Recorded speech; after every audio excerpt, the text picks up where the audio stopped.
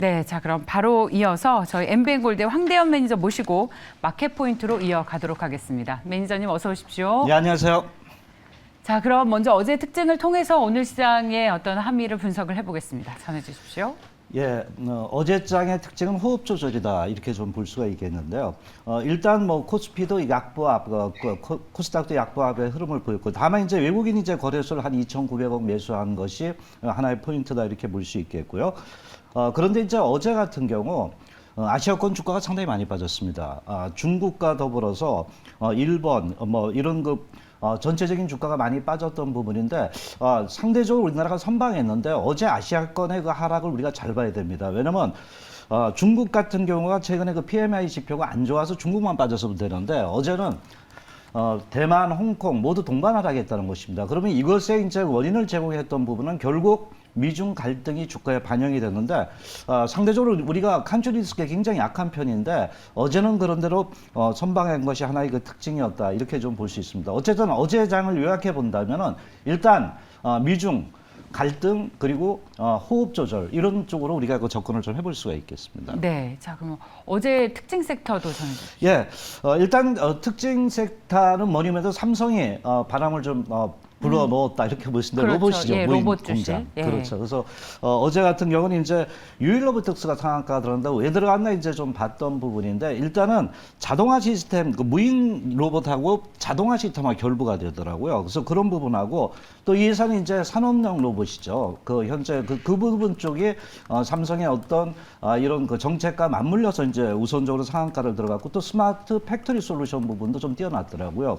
그러고 나서 이제 제가 바로 뉴스로 보는 그 종목에서 말씀드렸던 로봇 관련들이 떴고 그 레인보우 로보틱스도 많이 떴죠. 그래서 카이스트 부분에 이제 휴보라는 부분에 이족 보행 관련주도 어저께 탄력이 좀 있었고요.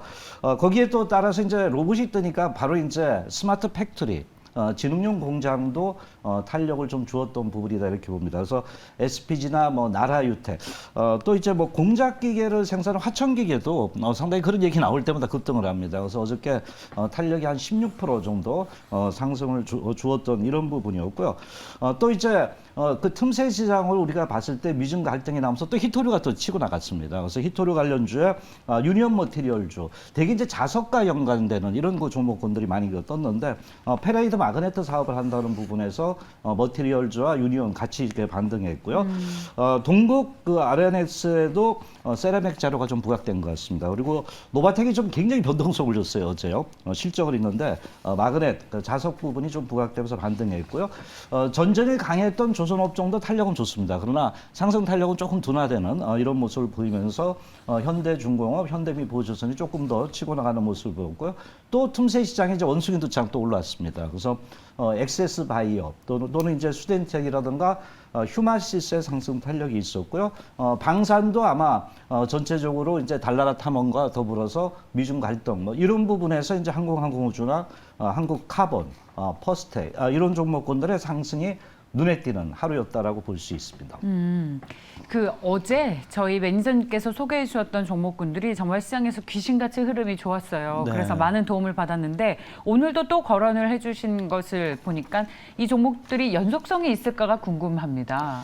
예. 뭐 로봇주의 급등이 오늘도 나올지 그리고 히토류 관련 그 주식이 어떤 어떨지. 기업 제가 뉴스로 본다 그랬잖아요. 그래서 예. 기업들의 그 뉴스에서 주가가 반영되는 건 상당히 긍정적인데 다만 이제 제가 볼 때 최근에 어떤 설입니다. 자동 무인화 설 뭐 이런 얘기가 나오면서 주가가 반등했기 때문에 이렇게 그 빠른 순환매가 좀 단기간은 좀 나타나지 않을까 이렇게 봅니다. 그러니까 오늘도 오른다라는 말씀이십니까? 아니요, 빠른 순환이니까 연속성은 많이 어렵다. 결여되고 좋습니다. 좀 이렇게 방망이를 짧게 좋습니다. 잡고 수익 날 때 매매하는 그럼 자리. 짧게 그렇죠. 바로 이익 실현하시는 게 네, 좋겠어요. 아무리 네네. 거시 변수가 불안해도. 자, 지정학적 리스크가 여전합니다. 오늘 시장 전망은 어떻습니까? 오늘 시장 전망은 결론을 말씀을 드린다면 일단 일부 현금 보입니다. 왜 그러냐면 이제 물론 이제 우리가 이제 표면적으로 드러난 게 정말 펠로시 그 의장이 좀 안 갔었으면 했었는데요. 결국 갔더라고요. 그래서 이 부분이 이제 미중 갈등으로 뭐 현재까지는 이제 크게 부각되지 않고 있지만은 만일에 이제 미국으로 돌아간다거나 한국 거쳐가지고 이런 부분에서 대만과의 어떤 관계 부분은 국내적으로 가장 그 취약한 부분이 바로 칸츄리 리스크입니다. 그래서 지정학적 리스크가 나타날 때 상당히 뭐 기업 가치나 이런 거 없이 투자 심리 부분이 위축이 되면서 주가를 흔들어냈거든요. 그래서 중국에서 어떤 예의가 나올 때, 이슈가 나올 때도 흔들릴 수도 있다 이렇게 좀 봅니다. 그래서 특히 이제 요번 금요일까지죠. 금요일 날 미국의 고용 보고서가 나오면서 미국의 금리 스텝이 어떻게 갈 것인가를 보는 것이 좋다고 봅니다. 지금 글로벌 증시도 마찬가지로 지금 그거 같이 보고 있거든요. 그래서 우리도 같이 보는 게 낫다 이렇게 보고 830선에 이제 물량이 좀 있어요. 그래서 그 대만 여파 부분도 있고 그래서 일단은 배트를 아주 짧게 잡고요. 그 현금을 일부 확보하면서 접근하는 게 좋지 않나 이렇게 좀 봅니다. 그래서 그 이후에 현재 어떤 전략인데 제가 보는 이제 종합 그 분석 부분에 있어 가지고는 지금 방망이 짧게 일부 현금 보유 전략이 필요하다라고 볼 수 있습니다. 네. 자, 그리고 지금 우리 시간으로 7시 40분부터 페드의 블러드 의원, 네. 연준 의원이 네네. 연설을 합니다. 네네. 근데 여기에서 미국이 금리 인상 속도를 늦추는 거 아니다. 네네. 여전히 금리 네네. 인상 속도 가속화해야 한다. 이제 조금 있으면 연설을 시작할 텐데 우리장 열리기 전에 이 연설을 하게 되면 네. 할 텐데 그런 부분에 또 우리 시장 오늘 외국인 투자자들의 수급에 반응하지 않을까. 그래서 지금 예. 나스닥 선물지수 보니까 보합권에서 등락을 오가고 있는데 네. 좀 많이 빠졌어요. 오르다가. 이런 경계감을 좀 반영하고 있는 게 아닌가라는 생각도 예. 들고 있습니다.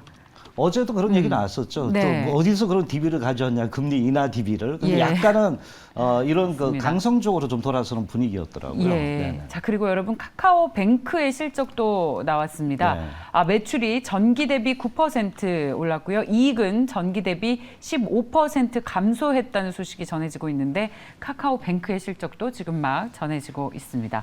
자, 오늘 장의 마켓 포인트 살펴봤고요. 다음은 또 가장 궁금한 거. 어제 이 종목이 보이는 뉴스를 통해서 시장 아이디어에 많은 도움을 받았어요.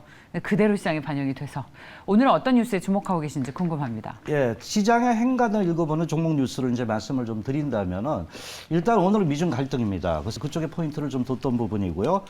일단은 대만 문제 부분이 이제 크게 좀 부각이 됐던 부분이고요. 그 펠로시 의장이 방문을 했습니다. 결국은 그래서 이 부분과 국내 지정학적 리스크 부분에서 일단은 방산 쪽을 좀 봤습니다. 그래서 그 뉴스를 보시면은 이쪽에서 이제 그 전체적으로 그 지금 보시는 그 사진이 그 펠로시 의장입니다. 지금. 예, 그래서 이제 이분에서 이제 저는 최근 그 볼 때 어저께 보니까 뭐 항공우주라든가 뭐 대표적인 방위업체라 보고 K21이 요새 좀 부각되고 있고요. KF21이 또 하나 그 에어로스페이스는 뭐 한국판, 로키드판 뭐 이런 얘기가 좀 나오고 현대 로템 전차로 좀 잘 달렸잖아요. 이런 부분과 LIG 넥스원이 뭐 유도무기 우리가 청궁, 해궁 뭐 이런 종목들이 있고 하나 시스템이 있는데 그래서 일단은 어제 그 뉴스로 보는 부분에서는 일단 그 대중 갈등, 미중 갈등에 바로 방위산업체 부분이 좀 떠올랐다 이렇게 볼 수 있습니다. 그렇습니다. 저 종목들은 오늘도 괜찮겠죠? 예, 제가 볼 때는 항공우주가 생각보다 많이 못 올랐지만 네. 그래도 추세는 죽지 않고 있으니까요. 예, 뭐 요새 보면 그 방위산업체가 항공과 같이 맞물리더라고요. 그래서 예. 거기서 약간 제가 한심 있게 보는 거는 항공우주가 좀 안정적이지 않겠나 이렇게 좀 봅니다. 네. 바로 이제 보람에 이 부분이 이제 좀 부각되고요. 폴란드 재료가 있다 이렇게 볼 수 있겠습니다. 보람에요? 네네. 어, 항공우주가 예. 네, KF21이 그 보람에 요새 2번 날랐잖아요. 그래서 어느 정도 이제 기대가 있는데 특히 이제 그 폴란드의 그 정부의 전투기 이름이군요. 네, 파트너십 그 수출을 했고요. 예. T50을 이제 좀 수출을 할 수가 있거든요. 그래서 실질적인 자국 보호라는 그 전체적인 국가적인 어떤 흐름이 나타난다 이렇게 볼 수 있기 때문에 항공우주 좀 꾸준히 봐도 된다 보겠습니다. 다음 뉴스 볼까요? 예, 또 이제 뭐 또 미중 갈등 히토류입니다. 히토류인데 뭐 중국이 80% 장악하고 있습니다. 그래서 상당히 뭐 최근에 그 히토그룹 통폐합을 했기 때문에 이것이 좀 부각이 되는데 특히 전자제품에서 필요한 거죠. 그 뉴스를 보시면은 그래서 뭐 그런 관련주 어제 좀 움직였습니다. 유니온이 그 자석 부분에 그 대체 가능해서 그 페레이트 마그네트 사업 뭐 이 부분이 좀 이제 홀딩스가 유니온 머티리얼주가 움직였고 또 티플렉스도 이런 그 배터리 매들 소재 부분에서 그 반등이 좀 있었고 아까 말씀드린 노바텍이라던가 특히 이제 포스코 엠텍은 그 코발트 관련 부분에서 탄력이 좀 있었고요. 동국 LNS, 뭐 코스모아 이런 종목들이 어제 조금씩 시장의 어떤 뉴스에 반응하면서 움직였다 이렇게 볼 수 있습니다. 그러니까 러시아가 지금 가스밸브 잠그고 안 잠그면서 전 세계 쥐락펴락하는 것처럼 그렇죠. 중국이 히토류 가지고 있으니까 히토류 패권을 쥐고 네. 전 세계를 아주 그냥 쥐락펴락하는 게 꼭 이런 중국과 관련한 어떤 국제적인 분쟁이 나올 때마다 히토류 관련 테마가 움직이는데 이 테마는 진짜 계속 좀 갈 것 같습니다. 예, 뭐 수급의 운명 같습니다. 네네. 예? 이그 수급이 움직이는 운명 같아요. 그렇습니다. 예, 그런 재료가 나올 때. 뭐 테마입니다만 자, 그 안에서 특히 관심 있는 기업이 있겠습니까? 저는 아까 테마보다는 섹터로 말씀드리겠습니다. 좋습니다. 실질적인 어떤 수혜가 될 수 있는 종목 중에 하나인데 코스모화학을 좀 말씀을 좀 드릴게요. 일단 2분기 매출 좋습니다. 영업이익률도 상당히 그 뭐 전년 대비 기조효과지만 230% 정도 늘었던 부분이고요. 특히 이제 그 동기업 같은 거는 배터리 핵심 소재 코발트인데 지금 코발트도 이제 서로 확보 전쟁이 사재기가 늘어났습니다. 그래서 특히 이제 중국 쪽에서 배터리 시장이 활발해지면서 아프리카에 사재기를 하고 있거든요. 근데 여기서 이제 그 자회사가 그 코스모 에코티캠이죠. 그래서 코발트 화합물 제조업체입니다. 그래서 이 부분이 이제 또 히토류 얘기 나온다면은 또 부각되지 않겠냐 이렇게 좀 보기 때문에 코스모화학도 최근 그 이 자회사 분에 기대가 있습니다. 물론 이제 보면 좀 많이 올랐습니다. 근데 제가 볼 때는 많이 올랐죠. 예, 오른 건 오른 대로 이유가 있다고 봅니다. 그만큼 아까 제가 서두에 미리 말씀드렸던 것이 실적이 좋아진다. 주가는 실적을 달고 난다. 이렇게 보시면 될 것 같습니다. 코스모화학은 또 폐배터리 사업을 강화하면서 증권사에서도 호평이 나왔는데 매니저님 앞서 이제 오르면 좀 팔고 수익 실현해가자고 하셨잖아요. 그 이제 코스모화학은 제가 아까 두 가지로 봅니다. 하나는 추세적인 부분이 있고 하나 테마적인 부분이 있는데 카더라 부분에서 무인공장해서 오른 거는 아직 실적을 못 보잖아요. 근데 이제 아까 그래서 제가 미리 이제 2분기 실적을 좀 말씀드렸습니다. 그래서 아까 말씀하신 대로 실적주다. 그 계속 폐배터리 가져가도 된다. 부분에서 아마 내년도에 양산이 될 것 같습니다. 좋습니다. 코스모화학은 지금 안 팔아도 되는 자리다. 수익을 더 즐기자. 자, 다음 뉴스 볼까요? 예, 요번에 이제 우리나라 현실적인 그 자동차 부분에서 이제 그 차량용 반도체 쇼티지 부분은 영원하다, 아직은. 요 부분에서 그 뉴스를 좀 가져왔는데요. 일단은 그 뉴스를 보시면 현대차가 그 주문 쪽이 굉장히 많습니다. 저번에도 말씀드렸다시피 상당히 그 주문차 하고서 1년 이상 기다리고 있어야 되거든요. 그럼 이거는 바로 그 원인 중에 하나는 차량용 반도체입니다. 그래서 현재 뭐 이렇게 준비된 그림을 보신다면 차량용 반도체는 내연기관차에서 전기차 또는 자율자동차로 가면서 이런 그 시장 규모가 계속 커지고 있다는 겁니다. 그래서 이 부분에 이제 그 흐름이 뉴스가 나왔고 거기에 뭐 보면은 칩셋 미디어라든가 또는 이제 텔레칩스, SF 반도체, 어버브 반도체 이런 부분이죠. 그림을 보시면 약간 그 오른쪽 막대기 올라가잖아요. 그 매출 비중이 계속 한 연평균 뭐 65% 이상 그 성장할 수 있다는 겁니다. 그래서 폐배터리와 마찬가지로 성장성이 있다 이렇게 볼 수 있습니다. 좋습니다. 이 간밤에 미국에서 다 떨어질 때 전기차, 특히 테슬라 필두로 전기차 그렇죠. 관련 주식은 좋아서 네. 우리나라에서도 그 흐름 이었으면 좋겠다라는 기대감이 있는데 역시 전기차 관련 주식 가지고 나오셨습니다. 종목 좀 압축해 주시죠. 예. 뭐 너무나 잘 알겠다 간단하게 말씀드립니다. 해성 DS입니다. 그래서 그저께는 이제 어제는 이제 그 텔레칩스를 좀 말씀드렸는데 일단 해성 DS도 2분기에 최고 실적입니다. 딱 이게 이제 포인트고요.